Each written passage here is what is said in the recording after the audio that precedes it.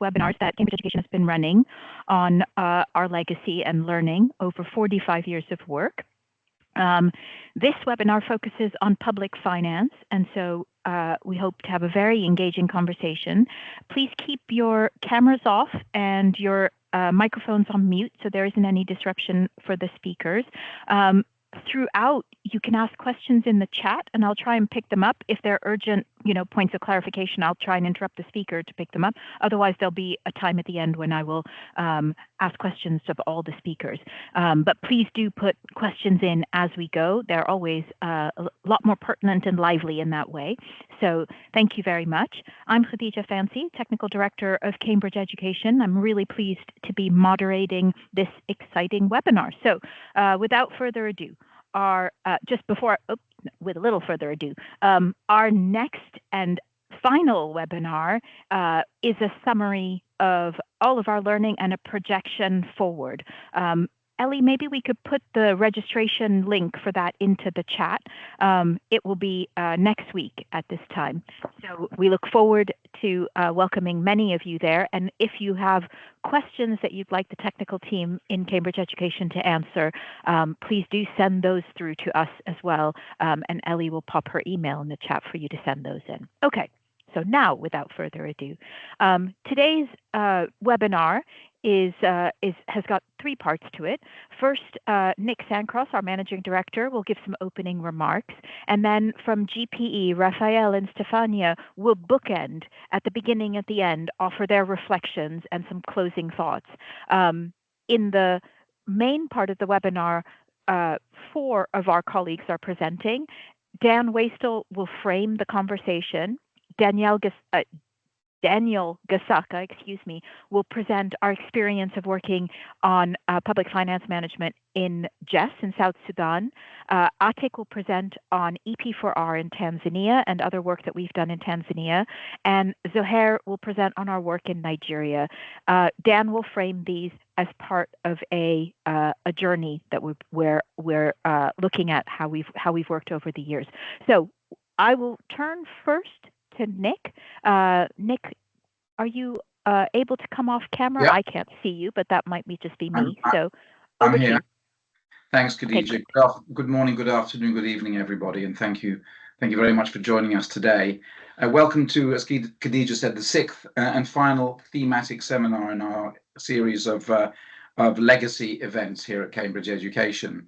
Over recent weeks, we've had 5 previous events where we've been reflecting on our experience of working in the international education sector for the last several decades, sharing our learning with colleagues across the sector, and discussing the impact of our work. We've talked about systems coherence for learning. We've talked about measuring progress, building in accountability and targeted delivery. We've talked about violence in schools as a barrier to inclusion. We've talked about establishing meaningful partnerships with local actors for inclusion of the most vulnerable. And last week, we talked about the role of non-state actors in improving the quality of education. And today we come to the question of finance, and in particular, how to make best use of the finance available to deliver impact, to deliver results in the education sector. As a brief, please put your microphone off. Over the last few decades, we've supported governments across the world variously in tasks such as helping to recapitalize further education colleges in South Africa. We worked with governments on developing 10-year costed education sector plans in countries as diverse as Nigeria, the Gambia, Iraq, and so on. We've worked on funding formulas for schools in the Punjab province in Pakistan. We've supported some states in India with policy studies to help them think about where to spend money on building secondary schools. And we've managed cash transfers for children and capitation grants for schools in South Sudan, something we're going to hear more about today. And we've worked extensively on results-based financing in Tanzania, which we'll also be hearing more about today. So today's focus will be on Tanzania, South Sudan, and Nigeria, as Khadija highlighted a moment ago. I'm delighted that we've been joined by Rafael Martinez, lead economist at GPE, and by Stefania Secchi, education economist at GPE, who will be offering us some thoughts in a moment and also summarizing towards the end of the seminar. Thank you for joining us. We're delighted that you were able to do so today.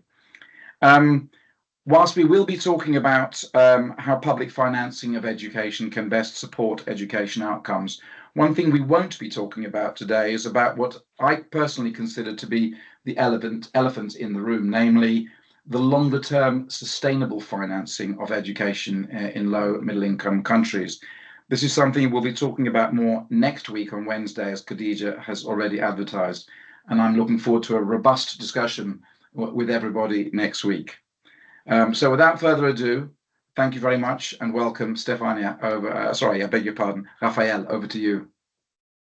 Thank you, Nick, and thanks a lot to Cambridge Education to have the Global Partnership for Education to contribute reflections. And I think I'm probably going to anticipate a little bit on the next webinar, because my framing remarks are going to be mostly about how to build sustainable financing ecosystems for education, because I mean, we know that education systems are financed and sustained through national budgets, and that domestic public finance sits at the very core of that financing ecosystems. I mean, the domestic public resources, they represent the largest share of financing of education, and that also reflects the question of sovereignty and long-term sustainability.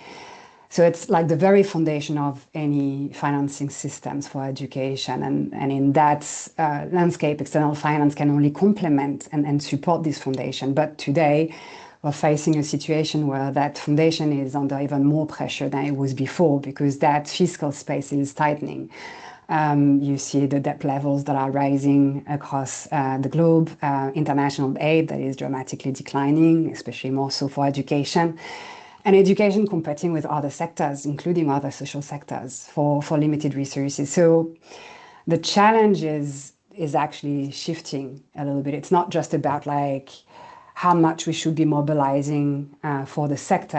It's also, and I think that links to what we're going to discuss today, like whether that spending can be sustained and protected over time. And that makes the focus on results extremely important, because in a constrained fiscal environment, spending cannot, if the spending cannot demonstrate impact, then it becomes extremely difficult to sustain it. So linking public finance to results, that also connects to that broader question that, I mean, like education specialists would like to discuss, which is the question of efficiency and effectiveness of education financing. And for that, that's about building systems that are effective enough for translating the resources that we put into that system, the financial resources in particular, into outcomes at scale. That is one thing, but also that can be sustained over time. So, I mean, that's also going to be interesting to hear about the different instruments and, of course, public finance management systems and all of the work that you've been doing, because those are like sort of instruments that would help shape that system and would help making the link with the amount of resources that we put into the system and the results that it produces.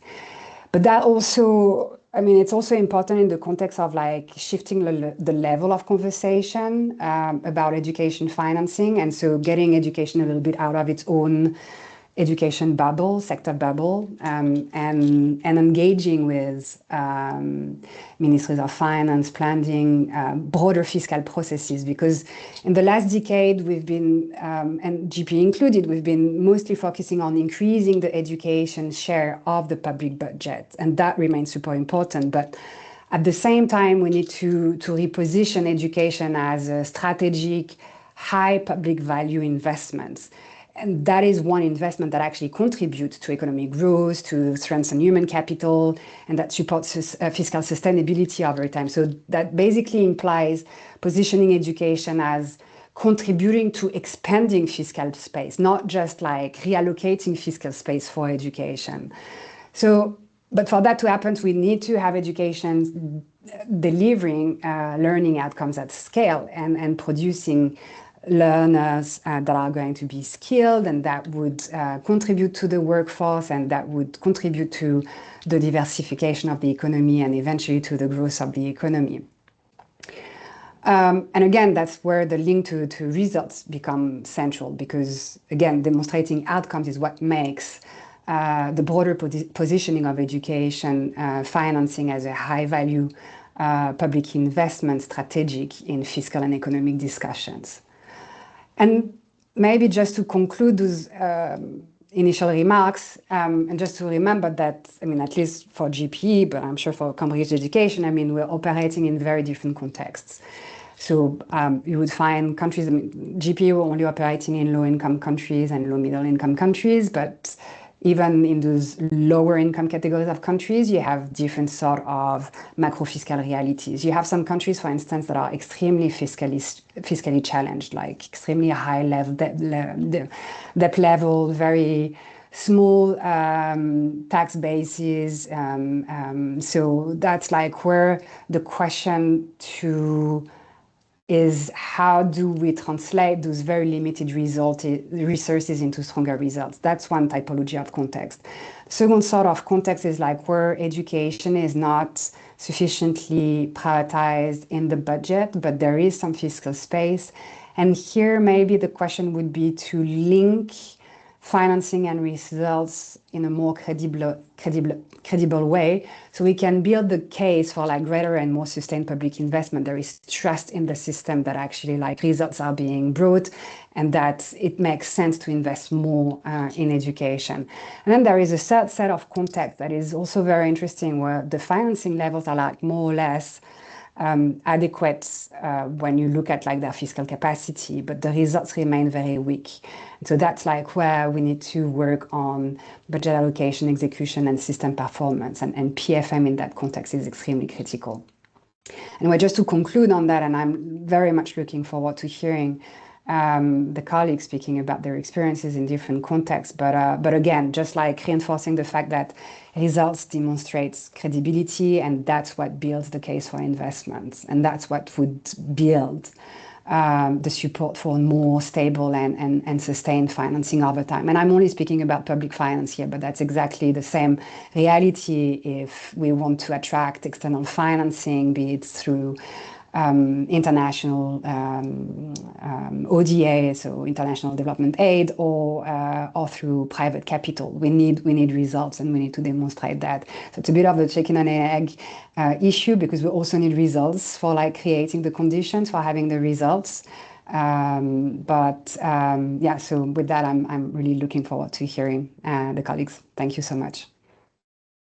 Thank you, Raphael. That's brilliant. What a great set of framings to start with. You need results to get results. You need results to get financing, and you need financing to get results.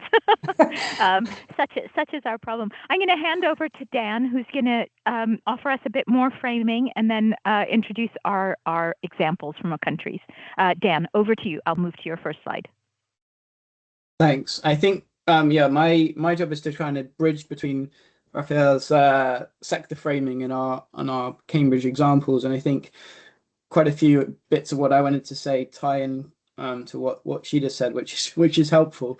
But for those who have seen a few of our other webinars, this was from our first webinar, and I think we've used it at several since, because I think it says a lot about the way that we've approached tackling education problems at Cambridge Education, and it's very relevant today.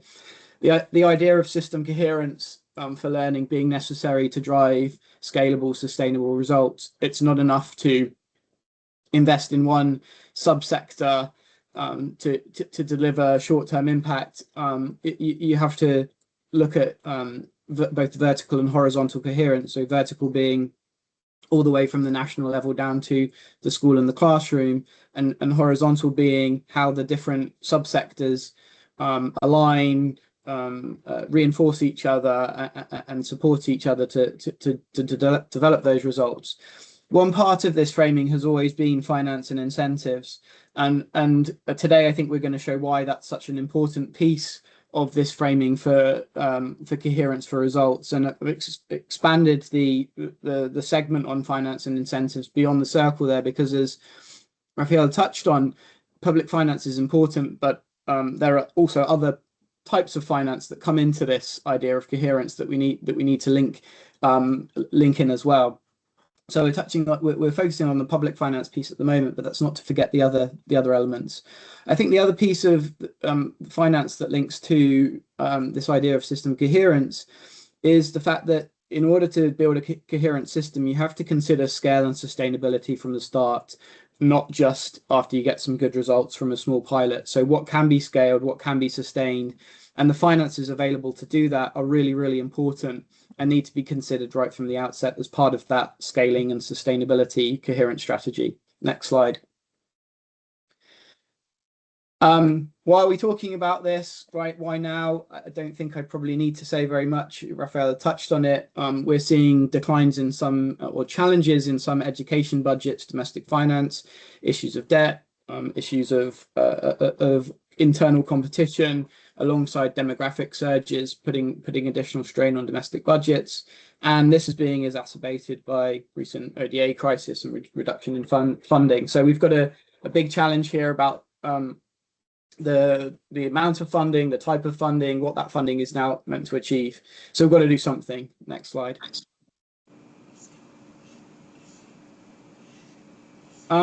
So if we're refocusing on domestic finance, what are the things we need to think about? And these are all things that we've done elements of in Cambridge education over the years. What are the budgets? Are they sufficient, and can they be increased? We're not going to touch much on that today, but it's an important part of the puzzle. Secondly, and to reinforce what Rafaela said at the outset, what are the returns on investment in education? And is this clear to all? Are we delivering the results? Are we telling the story about those results in the right way to the right people? How can existing education budgets achieve more? Can we make flows more efficient? Can we do things in more efficient ways? Can we use it on the things that are more effective? Where is the money? Is it being spent where it needs to be spent, at the right level of the system, in the right areas of the system? And are the flows from one place to another as efficient as they could be, or is there leakage from this limited pot of money? And then finally, do we have enough evidence on what delivers results at scale cost effectively within the system? Do we even know those things? So if these are the questions, then what's the best supporting role for more limited external finance and external TA? So this is what we're going to look at a little bit today from some of our work. Next slide. We're going to use 3 examples to show that things don't look the same everywhere, and what we can do everywhere isn't necessarily possible to be the same, or even necessary to be the same. We're using 3 examples: South Sudan, Tanzania, and Nigeria. In South Sudan, there's a greater intensity of financial input from external partners and a greater level of intensity on the financial collaboration, on the technical assistance provided, the depth of that technical assistance, the breadth of that technical assistance around the financing of education. So it's a kind of more intensive example. In Tanzania, the example there is more about how catalytic external investments and support have been used to focus energy on things that hadn't been priorities, that can make public finance more efficient, more targeted on results. So there's a kind of middle ground of external investment and support. And then the final example is going to be in Nigeria, where the example we looked at was targeted assistance on how can we use domestic finance entirely more effectively. So we've picked these 3 to kind of show a slightly different position on the continuum of intensity of external support, and to give a flavor of some of the work and some of the options that we might have. And with that framing, I'll ask Daniel to give us our first example from South Sudan. Over to you, Daniel. Thank you so much, Dan, and hi to everyone. Yeah, taking our case in South Sudan, I just want to build on what Dan was saying. We can move to the next slide, please. Yeah. In terms of our approach in Cambridge education to our programming, from looking at sustainability anchor, scalability as the key aspects to it. So the guide education in South Sudan has been implemented for over 10 years, but around in the second phase of the program, we realized that there was a commitment from the government initially in terms of also funding the schools through capitation grants supported by the donors doing the secondary schools and the government doing the primary one. But then we realized that there was a problem as in terms of the focus and prioritizing their parts of funding. And by the way, in terms of looking at building systems from the scratch, we were talking at the national level. They need to provide for the resources to schools. The need for budgeting for education in terms of the domestic funding. I know now we're speaking more and more about domestic funding, and that's what we are looking at to leverage on external funding. And for us to be able to do that, we were working well at national level, but education is decentralized. We realized there's a lot of leakages in terms of whatever resources you are advocating to be released to go to the states and the counties, it's not reaching there. And back then in 2022, we started engagement again with the donors, having a conversation that yes, we are doing well. The program seems to be doing well, but there is now heavy reliance on where we started from on the donor funding, and the government needs to be kind of supported. What Dan was referring in terms of the TA to be able to track the spend, have conversations with the relevant bodies in terms of the budget allocation, and how do we able to address the systematic weaknesses that may be there. So the BFM became very necessary because you go to the schools, all to the states, all the counties, they don't know even the amount of money they're supposed to receive. So whatever they receive, they think that's what we're supposed to be do. So we needed to push for budget visibility and transparency. There was always low budget allocation, continuously. Every year was reducing, almost getting to zero. We thought this needed at least to be a discussion because no one was speaking it. Of course, there is capacity gaps in terms of people even understanding what we have in the act, what is expected to be done. Payment of teachers was delayed and the teacher remuneration is very low. There could be a need to have a conversation on how will we be able to see that teachers are properly remunerated so that they will be able to deliver, to even keep them in classroom for them to be able to deliver. And of course, not only that the budget allocation was low, but also was even worse. So this became that whatever you are doing in terms of a JEST program, the cash transfers you're doing on quality education, behavior change component, if you're not addressing this one, which was key in terms of addressing the supply side of things, it remained a significant challenge and PFM became very necessary. Next. So in terms of how we've seen, and in terms of that budget allocation challenge being below 5%, the Education Act of South Sudan requires this to be at least 10% of the overall budget. Of course, we know that the benchmark should be around 15 to 20%. There are countries that are doing better.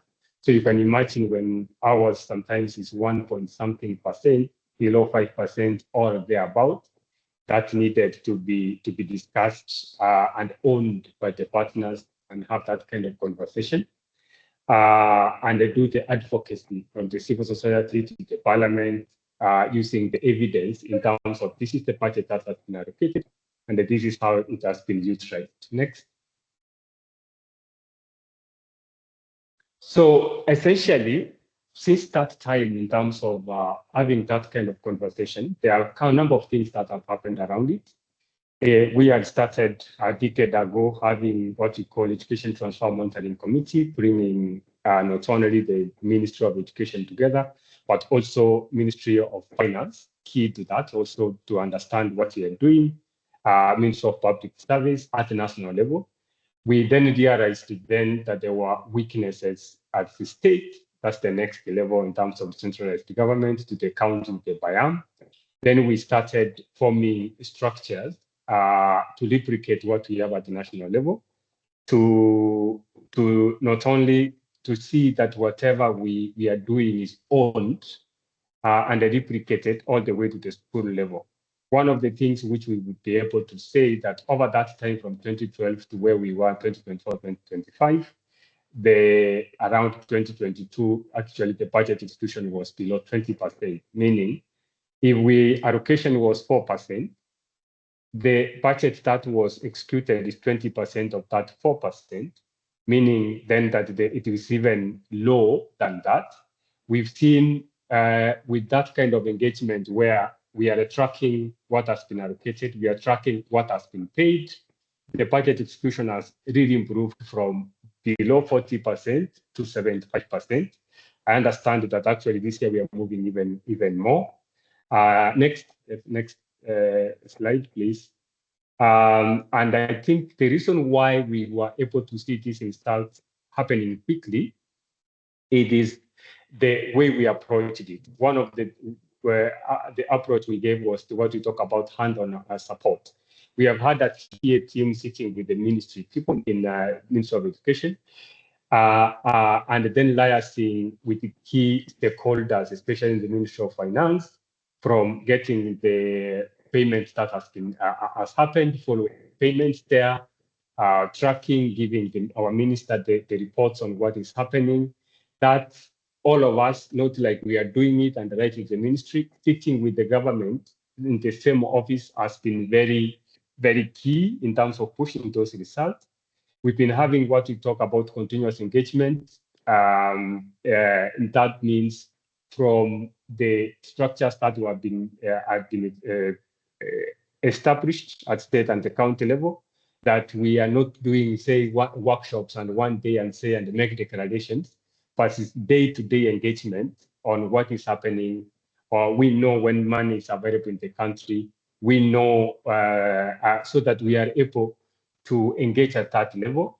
There's been embedding in the processes in terms of the way government is thinking, coming up with the processes, the procedures in terms of how these things is supposed to be done, developing the tools, but most importantly, also in that process, not only what we are doing at the national level, also at the state level.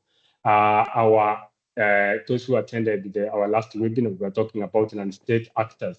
The engagement they were also having similar at the national level, at the state level, with their state counterparts in the State Ministry of Education. That ensured that whatever we are doing here is almost replicated to the grassroots, not waiting to roll it much later. And that actually has helped us to get the results quickly. Next slide. In terms then, what we have achieved, one, of course, we've been speaking about formal governance structures have been established, and even the PFM framework is created and it's been adopted, which has established ETMCs at the national, state level, county level, which is helping us to monitor education transfers and structures. I've just evolved into the broader platforms discussing all matter of finance, all matter of education. We have had enhanced fund tracking. That means monitoring funds. You'll be surprised going to a state and they tell you they have been receiving 10% of the money they were supposed to receive. Now, when from the budget that's been allocated, we communicate using those structures. This is the amount of money we should be receiving.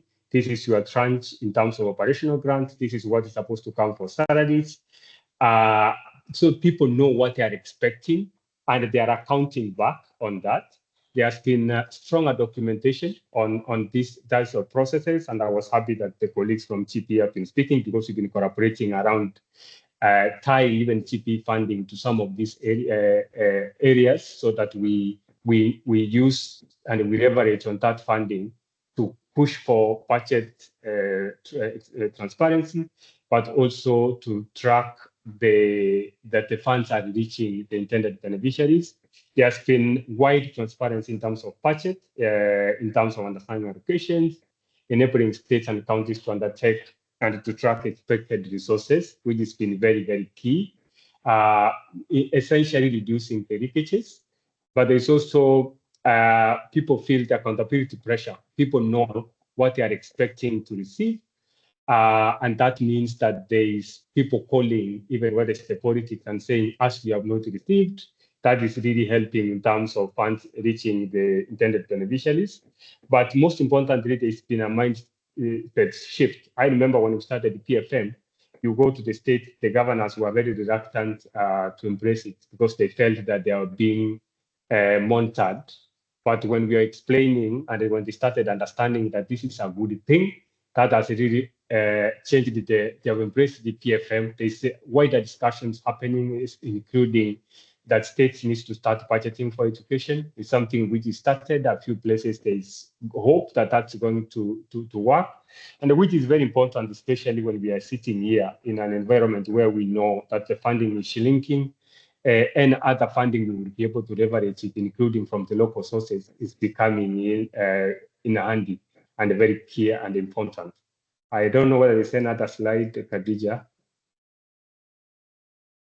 Yeah, so I think essentially just to say that the hands-on technical assistance is very critical, and I know universities been saying that the TA support is key because it has really helped in terms of releasing funds, supporting the government with the Ministry of Finance that those funds are released. It's helping in terms of tracking those funds and monitoring at all levels. It is really helping in terms of maintaining accountability because in our situation here, the governance structures are very weak. But when we work together with that TA support, they have been very instrumental, and they are really helping us in terms of consolidating the gains and leveraging on those achievements that have been we've been sustained so far. So the technical assistance in PFM, I think, is something which is key because it's helping, and I know we'll look at more other examples later to see that it actually helps even to leverage local funding and the local resources to support education. Thank you, Daniel. Thanks. I think we'll go to the next example now. Is that, where's Atik? There we go. Yep, go ahead, Atik. Yeah. Hi, everyone. So today I'll be speaking about the Education Program for Results project, program in Tanzania, which was one of the first results-based financing education programs that was implemented. So before we actually get into the program, I just want to give you an idea about what results-based financing is for those of you who don't know. So RBF is an umbrella term for a range of financing mechanisms where funds are provided after the delivery of pre-agreed results, and they're independently verified results. And what makes RBF so powerful is its adaptability. So it just doesn't measure one thing. We can tie funding to different types of results, from early processes like passing an inclusive education policy to outputs like textbook distribution, all the way to final outcomes such as improving reading fluency. And so we can also target different stakeholders within RBF system. For example, you can incentivize the National Treasury and also local governments based on their specific local performance. So that's a sort of bit of background on RBF. If we can just go to the next slide. Okay, so before we get into the program in Tanzania, I just want to give you an idea of the context. So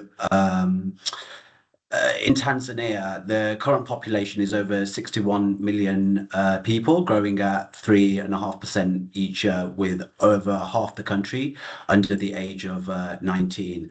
And so Tanzania has made significant progress in expanding access to education, but at a severe cost, which is the decline of the quality of education. And so to reverse this trend, the government launched Big Results Now program in 2013. And the reason for that launch was that they urgently needed to fast track quality improvement of both primary and secondary education. However, just as the system was trying to focus on quality, the new government introduced the fee-free basic education policy in December 15. And politically and socially, this was a success. It delivered on one of the core manifesto promises, which significantly lowered the cost of education for families and fundamentally strengthened the social contract. But practically, it created a big shock. So almost overnight, the national school enrollment increased by nearly 40%, and an additional 4.5 million children entered the education system. And so as a result, this massive rapid expansion immediately tested the limits of Tanzania's existing financing architecture, pushing pupil-teacher ratios and classroom sizes to a breaking point. And it became clear that traditional ways of funding education were not going to survive this significant surge. Next slide, please. And so this is where results-based financing comes in, which was launched under the Big Results Now initiative. And in 2016, there was a crucial transition. So following the completion of BRN, the program was actually rebranded to Education Program for Results, and it moved away from being a standard parallel delivery unit and was fully mainstreamed into the Ministry of Education's Policy and Planning Division, becoming part of the government's own system. But the true power of EP4R was not just the RBF mechanism itself, it was how the mechanism was used catalytically. So by pooling over $500 million from multiple development partners, which included the World Bank, CEDA, GPE, FCDO, QUICA. EP4R created a high leverage platform rather than a traditional project. And so this common framework allowed donors to speak with a single powerful voice, and it drastically reduced transaction costs for the government of Tanzania. So instead of managing 5 separate projects, each with its own reports, indicators, audits, and missions, there was one results framework, one verification protocol, and one annual sector report, and one shared accountability cycle. Next slide, please.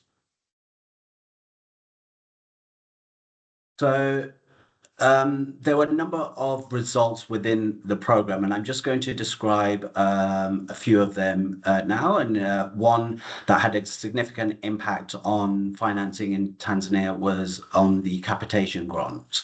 So when we talk about public finance, the volume of the budget is completely irrelevant if the flow of financing is broken.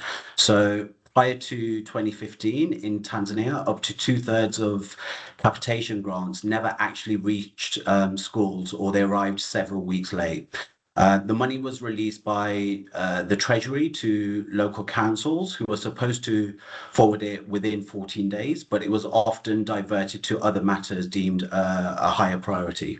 And so a tracking study that Cambridge Education did found that while the Treasury released about 90% of the budget, only 33% actually made it to schools, and the rest was lost in transit. And so through the EP4R TA that we program that we the TA that we provided, we incentivized a massive structural shift, which was to transfer capitation grants directly to schools.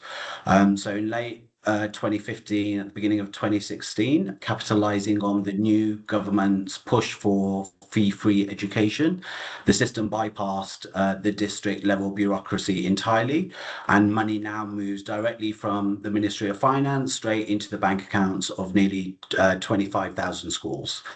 And so the result of this is that schools have predictable monthly operating funds, and the disbursement has become so reliable that the partner bank consistently pays the schools on the 6th day of every month. And for the first time, head teachers were actually able to plan their academic year and financial certainty. And I think this is a good example of how fixing the plumbing of public finance is just as important as increasing the volume of money flowing through it. Next slide.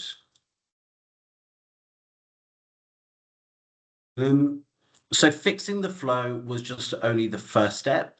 We also wanted to fix the capitation grant formula itself. So for years, the standard policy in Tanzania was to provide a flat rate capitation grant of 6,000 Tanzanian shillings per pupil annually. And while this may seem fair on the surface, a strict per pupil amount heavily disadvantaged small and remote schools, and that's because there's a minimum fixed cost associated with running a school of any size, things like basic maintenance bills, administrative materials, etc. And so these fixed costs do not change whether you have 50 or 500 students, and as a result, a flat rate formula inherently favors larger urban schools that can benefit from economies of scale. And furthermore, it completely ignored the realities in economically disadvantaged areas, remote regions, or those enrolling children with disabilities, where there's obviously higher operating costs. And so through Cambridge's Education's TA, we worked with both Ministry of Education and PRL to design and approve a new equity-based capitation formula. So instead of just multiplying students by a single currency value, the new formula included a fixed based amount to guarantee smaller schools can recover their survival costs, plus variable adjusters for remoteness, local poverty levels, and the number of registered SEND students. And so the lesson here is that in order to build a resilient system, you must fund equity and not just equality. Next slide, please. Sorry, yeah. So here are just some of the, there are a number of lessons learned across the EP for our program.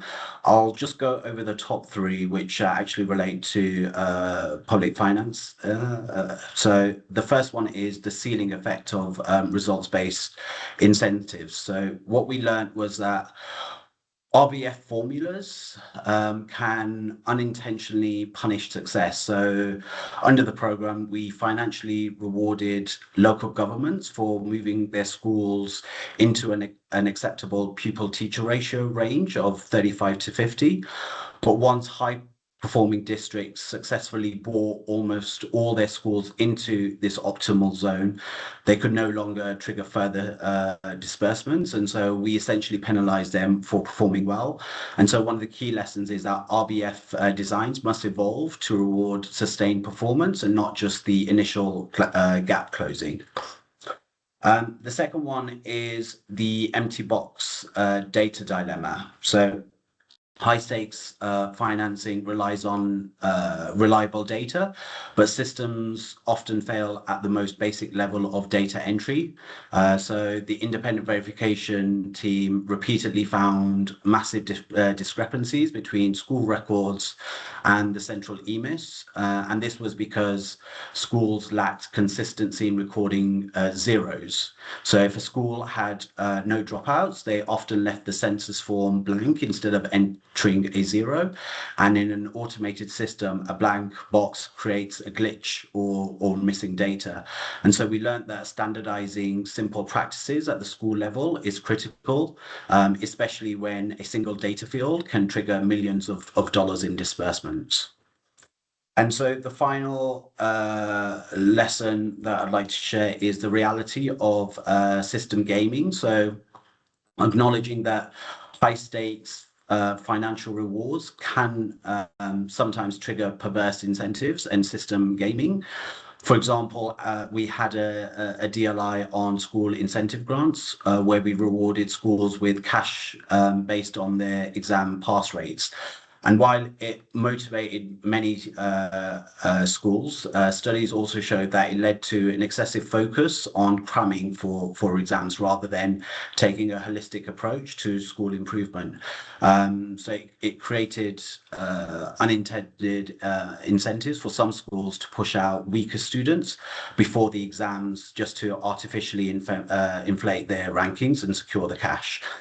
And so the lesson here is that results-based financing cannot just be trusted alone. It requires rigorous independent verification and adaptive indicator design to catch and correct these unintended behaviors. And I think I'm done there. Thanks. Thanks, Atik. Thank you. Zohair, over to you. Thanks, Khadija. Hello, everybody. So following on from Atik's piece that talked mostly about results-based financing and modalities that are funded by development partners or donors, I'd like to focus on results-based financing that is publicly financed, or in other words, funded exclusively by the governments. Now, this modality of results-based financing is perhaps not as common in the low-income and middle-income countries, but over the recent years, we've seen extremely impressive success stories coming in the education space, especially from countries like Peru and Brazil. And these success stories underline how this publicly financed results-based financing modality enable governments to align their technical priorities with the public financial management system within their countries, in turns being able to scale the education reforms and making them more sustainable over time with limited dependence on funding from outside. So I would talk about publicly financed results-based financing models, and I would draw on the work that we did in Nigeria in assisting the government of Nigeria to set up a results-based financing model and pilot it in 13 states to prioritize its interventions around early grade reading reform in the country. So before I get there, just a little bit of context from Nigeria, just to get a sense of where this RBF model was situated. So Nigeria education sector has a range of challenges that it's dealing with, including a large population of out-of-school children and children that do have access to school. A lot of them are unable to demonstrate learning levels that are expected, especially at the early grade foundational level. And so in order to address these challenges, particularly of learning level gaps in literacy and foundational learning, the government in 2023 launched the National Reading Framework that included guidelines for instruction of reading instruction as well as learning. And it also outlined specific commitments that the states throughout the country were supposed to buy into and implement. And this results-based financing model in Nigeria was designed to help the government prioritizing and directing efforts at the federal and the states level towards the implementation of the National Reading Framework. Next slide, please, Khadija. Right. So the goal of setting up this RBF model in Nigeria was to help tailor domestic finance to deliver results on the implementation of the National Reading Framework. And when we started having consultations with stakeholders in the country and going through documents, reviewing documents, budget documents, spending reports, we found out that there is a sufficient amount of money within the system, but perhaps it is not structured in a manner that can be aligned fully with evidence-based specific commitments of the National Reading Framework. So with that in mind, we had these two broad questions that we wanted to address through setting up this results-based financing modality in the country. The first one was that how can federal and state collaboration be strengthened and made more efficient and more targeted towards the National Reading Framework. And this we thought would happen by improved buy-in at the federal as well as the state level and improved coordination between the stakeholders that is leveraged through domestic resources that are funneled from the federal to the state level at a regular basis. So basically leveraging the flow of funds from the federal agencies to the states. That would help create greater ownership of the reform and better coordination between the federal as well as the state level agencies. The second question was how can this fiscal transfer reform have necessary ownership and ensure effectiveness over time. And in order to do that, we try to harness underlying incentives within the system and also draw on technical expertise within the system. So an example of that was that we identified that there was a very strong federal will to implement the national reading framework, and also a desire to be able to influence and include the states to participate, basically trying to bridge the gap between the design at the federal level and the implementation at the state level. We also identified a lot of frustration within the federal as well as the state level stakeholders with regards to the efficiency and effectiveness of financing, the timeliness of fund flows, and how efficiently that money is spent on different education initiatives. So we thought that the will to implement NRF and include states, combined with the residual frustrations of inefficient financial systems, provided us an opportunity to come up with a model that included inputs from all these stakeholders to address these issues. And finally, we also identified a pool of technical expertise within the system at the federal as well as the state level that was primarily informed because Nigeria was until very recently involved in a large-scale P4R program that was funded by the World Bank called BESTA. So basically these two questions sort of help us sharpen our focus towards the results-based financing modality. Next slide, Khadija. Right. So our approach in helping the government design the model itself relied mostly on consultations with the federal as well as state stakeholders at the executive level, as well as the middle cadre level in both federal and state level agencies. And we wanted to do that to make sure that the design aspects that were discussed perhaps more at the executive level, aligned with the operational preparedness and implementation considerations that had to be taken into account at the middle cadre level for the reform to be rolled out and implemented in the manner that we were hoping. We also drew on a lot of literature and lessons learned as well as best practices from results-based financing implementation globally around the world, those funded by development partners as well as financed by the governments themselves. And we also focused very closely on Nigeria's own experiences with results-based financing in the past. And this approach basically helped us, sorry, could you go back? Yeah, sorry.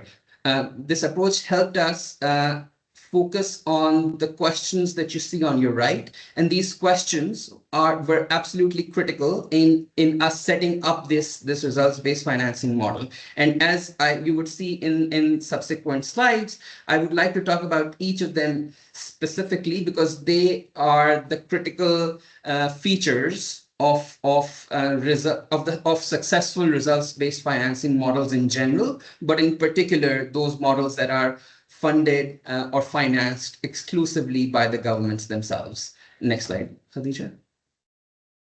Right, so the first feature of a successful RBF program based on our research and consultations is that it has to have very, very clear scope and which is extremely well defined. So there needs to be absolute clarity on what the RBF model covers and what it does not.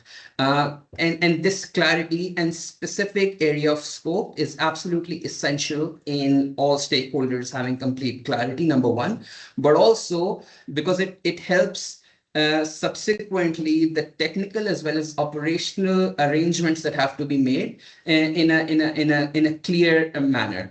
So in Nigeria's example, the broad commitments outlined in the national reading framework provided a parameter of scope for the results-based financing. Since we were doing this at a very small scale, we wanted more specificity and more precision. So we identified specific commitments from the national reading framework that we prioritized through the results-based financing model. Next slide, Khadija. So Harem, you've got two more minutes, just so you know. Okay, sure. The next one is making sure that the budgets leverage internal incentive structures that are inherent to the public financial management system of the country. So in case of Nigeria, we were able to leverage the federal transfers from UBEC to the states, especially the good performance grant that became an incentive for the states to wanting to sign up for this model. So it's extremely important to make sure that there are incentive structures in place that can be leveraged to include all the stakeholders. They need to present enough of an incentive, but they also have to be realistic and doable in medium to long term. Next slide, please. The disbursement linked indicators. Our research showed that one major reason why P4R programs struggle around the world is that they either focus too much in terms of their targets on great ambition, but they do not incentivize the steps leading up to that stage. On the other end, we see a lot of programs that perhaps are not ambitious enough and just focus exclusively on low hanging fruits in terms of the DLIs. So in Nigeria, we tried to come up with a balance between the two, starting with foundational DLIs that prioritize low hanging fruit, prioritize the states to be able to demonstrate their willingness to be a part of this program, leading to gradually scalable DLIs that focused on processes that would get us to the outcome level results that we also included as part of another set of DLIs. Next, Khadija. Verification protocols. In a lot of donor-funded P4R programs, the verification protocols tend to be extremely sophisticated and very time-consuming, and perhaps that is what we wanted to address here, in that we wanted to make sure that the verification protocols were aligned with existing data systems, so that the verification would be timely and the implementation would not be delayed more and more because of the time that verification took. So striking the right balance between robust verification protocols that are credible but also timely is extremely essential. Next, Khadija.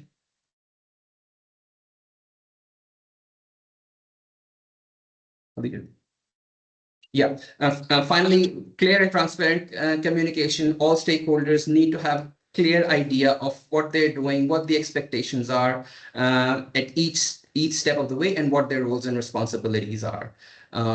Next slide. This is the last one. Right.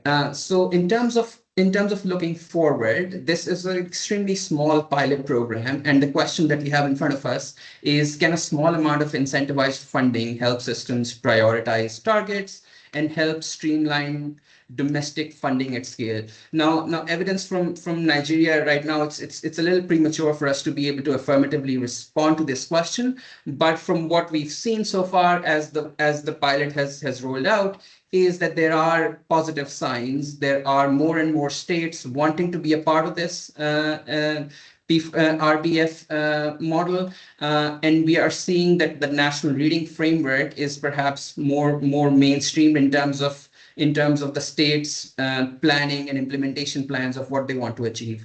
Now that it depends on how well these challenges that continually emerge are dealt with on a regular basis. Some of the challenges that Atiq also mentioned, so I wouldn't repeat them, but yeah. Hoping that the system is able to adequately address these challenges would go a long way in achieving the top line goal, which is for it to streamline domestic funding at a scale that is larger than the current pilot. Thank you. Thank you. Thank you, Zohair. Thank you, Atiq. Thank you, Daniel. Brilliant presentations. I'm going to turn the slides off now so that we can maybe see our presenters. So if our presenters don't mind turning their cameras on, then we can all be on camera. There was one question in the chat which generated quite a lot of answers. So I'll pose it and then we can see if anybody else wants to touch on it from the panel. But please do put other questions in the chat as well. So the question from Paul was about the cost of teachers. So the largest cost to most education systems is teacher salaries, and how do we make sure that those are linked to results and sit within the frameworks that you all have been talking about? So I wondered if either, maybe any of you rather, wanted to talk about how you handled those sort of large fixed costs or largely fixed costs within the education system within your examples within your programs. Khadija, before we dive into the Q&A, do we want to get reflections from Stefania, or are we going to do it? I was going to do a few questions and then do reflections, but Stefania, if you'd prefer to do reflections first, that's fine too. Or if you'd like your reflections to pose some questions to the panelists, that's also fine. I'll let you go with this first question first, and then okay. Let's do Paul. Thank you. Yeah, let's do Paul's questions because it was floating around in the chat for a while, and then I'll come to you, Stefania. Daniel, Atik, Zohair, did any of you want to address the issue of the cost of teacher salaries and how that maybe came up within your examples, how that was handled in terms of linking it to results? Atik, go ahead. Should I?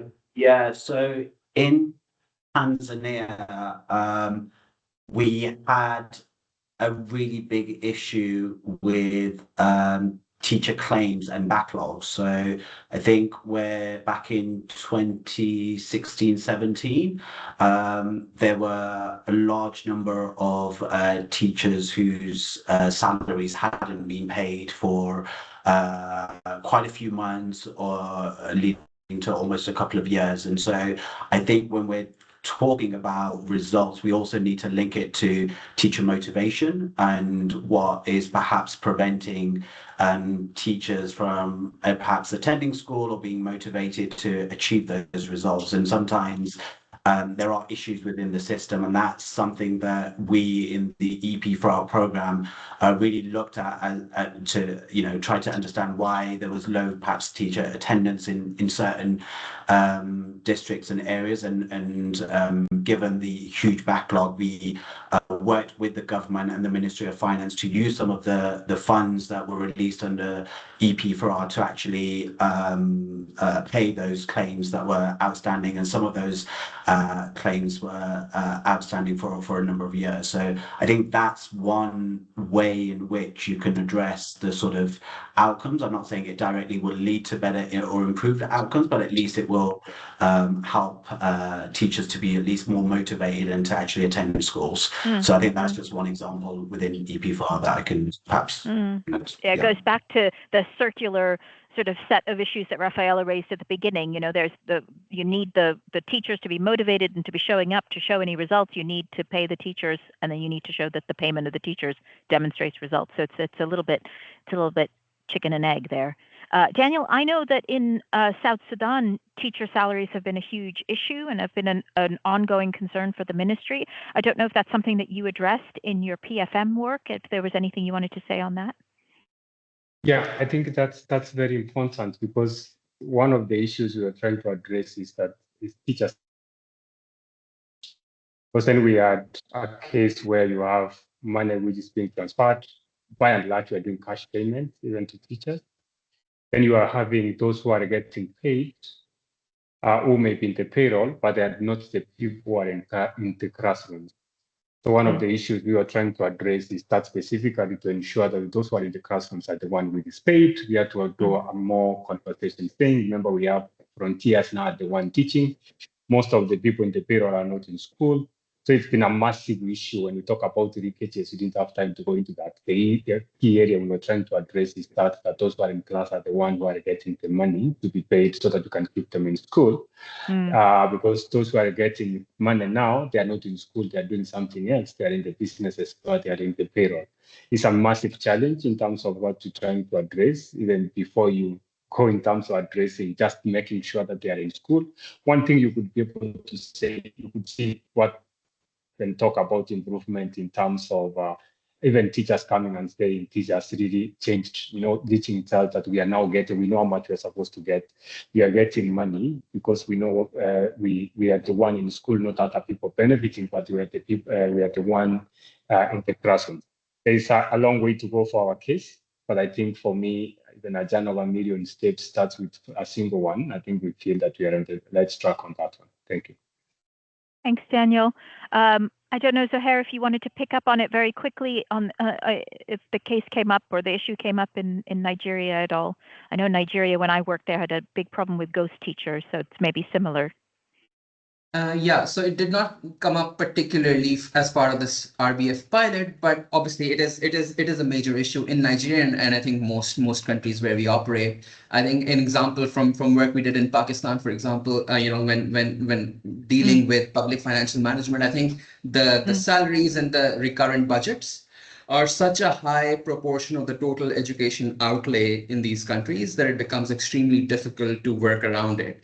And I think it pertains more with workforce management reform and introducing perhaps results-based metrics in there so that we are able to rationalize the money that is allocated towards teacher salaries and and how teachers sort of progress within their careers, etc., etc. So it's perhaps a larger conversation, but one that can definitely borrow from the idea from results-based financing and introducing that into workforce management as well.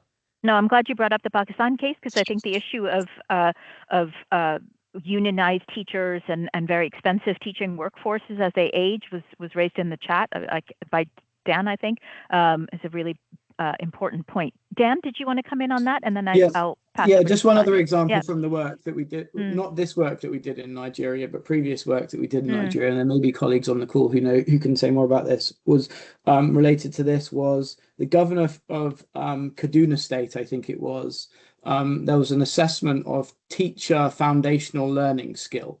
So the teachers had an assessment of their foundational learning skill and performed very poorly, and the governor used that as an opportunity to fire the vast, in fact, I think he might have fired every teacher and had them all reapply for their jobs and recruited then teachers who had foundational learning skills and then taught them on a fast track to be teachers. So I'm not advocating for this approach or not, but there are some examples out there where there's a recognition that this expense wasn't delivering, and there was a desire to find a more results focused solution, which I thought was an interesting case. Excellent. Yeah, we don't advocate firing all teachers. At the same time, we don't want to motivate bad behavior, but teachers are the linchpin of the education system. It's important to always remind ourselves of that. You can't have education without teachers, in my opinion. Stefania, did you want to? Oh, sorry, Atik, go ahead. You came off mute. I think what's really interesting is in a system where you look at Tanzania and there's a surge in enrollment, and the expectations to put onto teachers to increase learning outcomes when the system itself is being overburdened. We need to sort of look at that and to what is success in a system when you have a huge surge of children enrolling without the same investment going into classrooms, into teachers, etc. So is it about increasing those learning outcomes? Is it about maintaining those existing learning outcomes? Because I think there's always a tendency for us to talk about improved learning outcomes without actually looking at the wider context that the teachers are operating. And sometimes we can put pressure on these teachers to achieve something that is clearly impossible when you've got 200 to 300 children in a classroom. So I think having clear expectations of what it is that we want from the system and understanding the stage that the system's at, given the current context, is really important. So just to bear that in mind. Absolutely critical point. We have to be realistic about what we can achieve and what the constraints are to it. We can't blame teachers for everything. I really liked your point when you were speaking, Atik, which relates, I think, to this about fixing the plumbing of the system before you start pushing a lot of flows through the system. I mean, it feels like in a lot of this, we have to look at the structural problems before we look at what are the results that we're aiming to achieve with things. So I think a very rich discussion so far. Please keep putting your questions in the chat and I will make sure we have time to get back to them, but I want to make sure Stefania has a chance to offer some reflections as well. Thank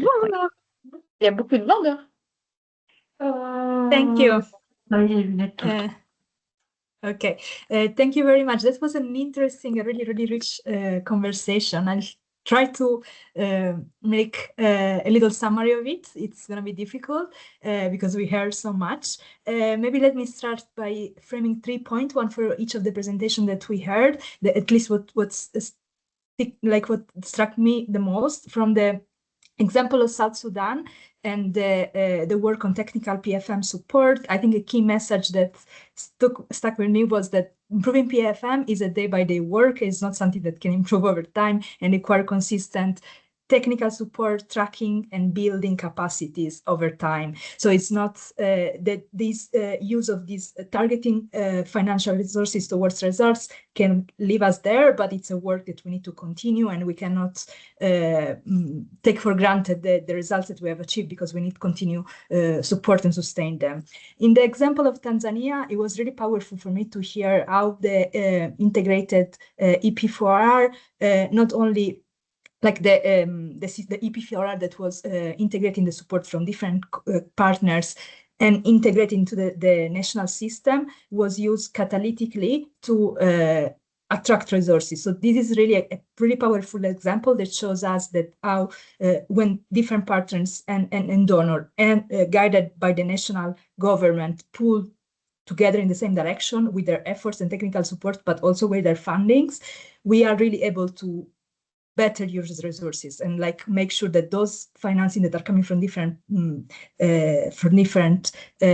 streams, they are actually put at the best use and they can deliver the results.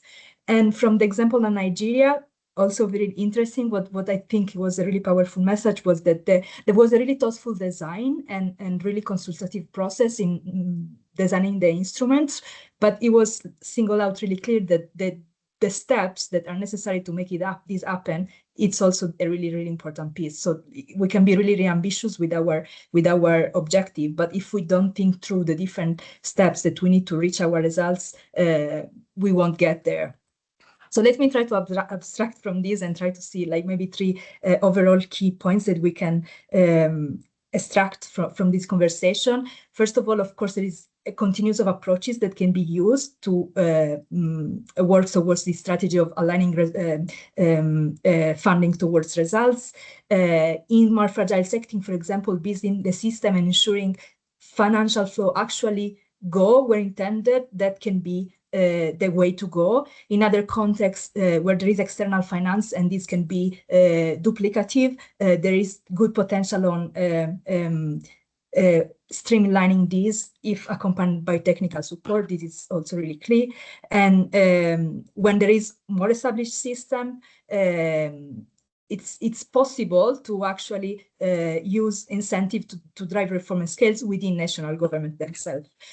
But this all needs to be based on for a few principles. One is, of course, having clarity on the scope and the objective, so make sure that the incentive are as aligned towards that.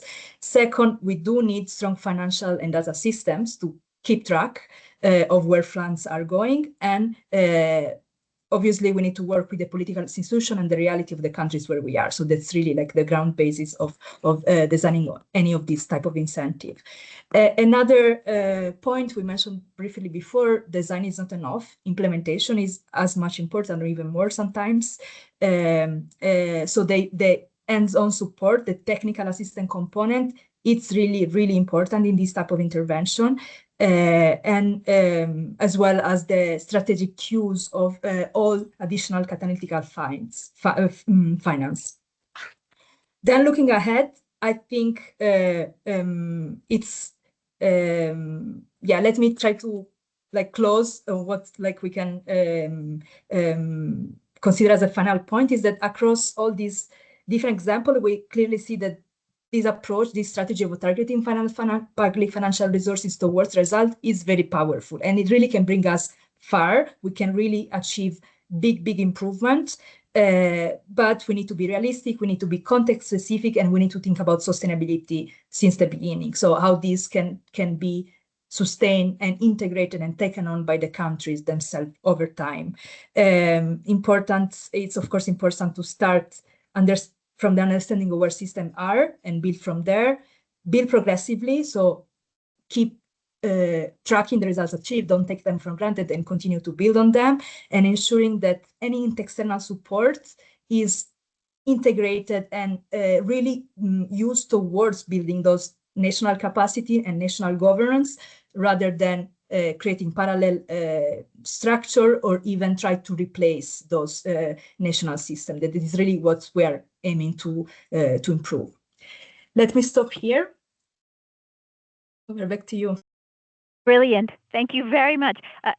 Amazing to be able to synthesize all of that in such a brief way, and really compelling. I think it's incredibly important to remind ourselves that the key point of this is to build the national systems, not to build parallel systems, and to work starting where they're at. And I think, as Dan showed at the beginning on the spectrum, these three examples start in three very different places, but still move forward from where they were at very, significantly and carefully. And I thought, highlighting those principles in terms of how to design incentives and how to implement is really important. I will keep an eye on questions in the chat, but I wanted to give Dan, if you had a last couple of words to say, or Nick, if you had a couple of last words to say, or any of the presenters, I can open up to you. Dan, you're off mute first, so you beat Nick to the punch. So I'll let you have a word. Well, that's because Nick always needs the last word anyway, doesn't he? No, I don't have a lot to say. But I'm going to respond to Paul's last comment in the chat, because I think it's an important one, and I think it bridges this webinar with some of our other webinars. And I think when we're dealing with our aim of improving learning, we need to have kind of multiple perspectives. One is, what can we do right now to improve the learning of the children in school? And the other is, what's going to help us build the strongest system for years to come, strongest and most sustainable system for years to come. If we focus only on one of those, then we're going to have problems. One means we're going to have a spike and a big drop, like we've seen in lots of places that are focused on short-term learning outcomes, because we're not building the underlying architecture that can support those gains to be sustained. But Paul's right that if we only focus on the kind of longer-term systems, then we're depriving the children in school right now of progress that they deserve. So I think this is where the finance piece becomes really important, because the different mechanisms of the finance piece go to different parts of that timeline. The work that Zaher is doing is about how can we incentivize this year more effective instructional reading training in these states. This is a short-term, how can we make finance work more effectively? Some of the work that Daniel is doing is much more longer term, about how can we make sure South Sudan is in a position where it can continually fund education more effectively. Neither of those is the right answer alone. Both of those and various other things are the right answer together. And so I think that we need to think about those short-term and long-term outcomes, and short-term and long-term financial support mechanisms that can do those things. And I'll pass over to Nick for the for his comment. Yeah, thanks, Dan. Before Nick comes in, I think, Dan, it's what you're saying is also linked very much to what Stefania said in terms of being realistic, context-driven, and focusing on sustainability from the beginning. I think you can maybe add to that to say being results-focused, being outcome-driven all the way through. So sustainability and outcomes-focused. And I think that really ties this together. You see it in all three examples. Sorry, Nick. Over to you. Yeah, thanks. No, I mean, I would agree with those last comments there. I wanted to come back to Rafael's opening words about the architecture, if you like, for financing of education. And also, Khadija, your earlier comments about how well, in response to Rafael's comments, which were, we need more financing to improve the quality of education, to drive improved results. but we also need improved results to justify requests for increased funding for education. So obviously there's a catch-22 there, isn't it? I mean, it takes us round and round in circles.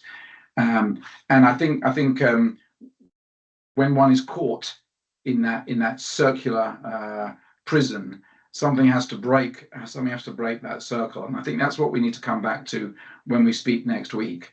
But for me, we have to take a look at the longer term financing challenges and ask ourselves whether the current approach of lots of agencies supporting lots of governments with project-based, program-based, short-term, relatively short-term investments is ever going to get us to where we all want to be. And I would suggest after decades of attempting one version or another of that short-term funding approach, it's time to say this hasn't worked. We've got more kids in school, but we aren't improving learning outcomes at scale. And until something changes, I don't think we will. So I'll pause there because I think next week is the opportunity for us to suggest what we might do differently, what we might consider different that would help us to deliver what we all want to achieve. And then I think just as a final comment, we also have to consider the counterfactual, which is if we don't do things differently, if we don't come at this from a different angle, what will the consequences be for the next generation and 2 generations of kids, first and foremost? What will the consequences be for their families, for their communities, and more broadly, the societies in which they live? And then for the rest of us across the world, particularly when we see projected population growth across many large, low and middle income countries. There will be some very profound impacts on all of us if we don't get to grips with this. So I'll stop there. Thank you for the time. I hope that leaves you with something to think about and whets your appetite to come back next week. Over. I was going to say the same thing. Hopefully this makes you all want to join us next week, next Thursday. The information is in the chat. So it leaves it to me to say a huge thank you to Rafaela and Stefania for your comments, the beginning and the end. Really important to get those framings and very, very helpful. And to Dan, as always, our graphics design guru, make sure everything looks clear and comes together. And so I think that framing from the very beginning and the key questions Dan posed helped to guide us through what is a very tricky conversation. And finally, but not finally, Atik, Daniel and Zohair, excellent presentations. Thank you. Cambridge Education has done so much work in this area, and it's great to see it presented on a spectrum like that so we can see what we've learned. So that is our goal today, is to share with you something that we've learned, and we hope to see many of you next week as we wrap up these sessions with our last reflections. Thank you. Thanks very much. Thanks, everybody. Thank you, Khadija. Thank you, everybody. Thank you, Stefania. Thanks everyone. Bye-bye.